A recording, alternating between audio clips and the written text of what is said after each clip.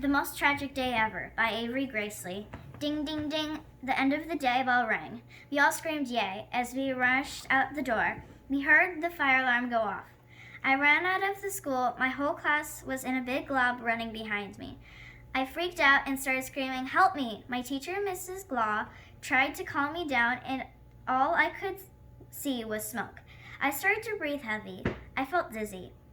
The next thing I knew, I was in the hospital. I breathed in too much smoke. After being examined, I went to a room and was watching the news. The next town over was receiving so much rain that it was flooding. The rain would be heading toward our town soon. I was relieved all of the fire would be put out.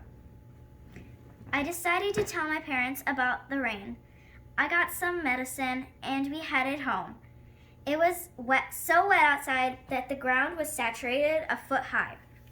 I waded through the water to get to our car. We started to drive.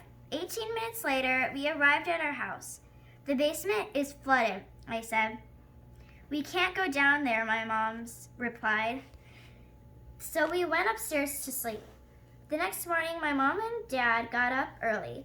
They were dealing with the flood in the basement.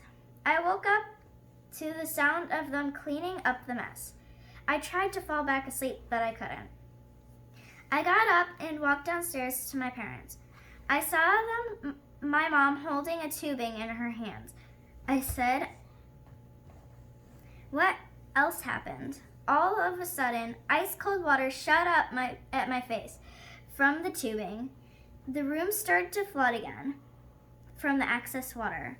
It soon was up to my shoulders. I started to swim towards the stairs with my parents to get out of the basement. We made it out and called the fire department to help with the flooded basement.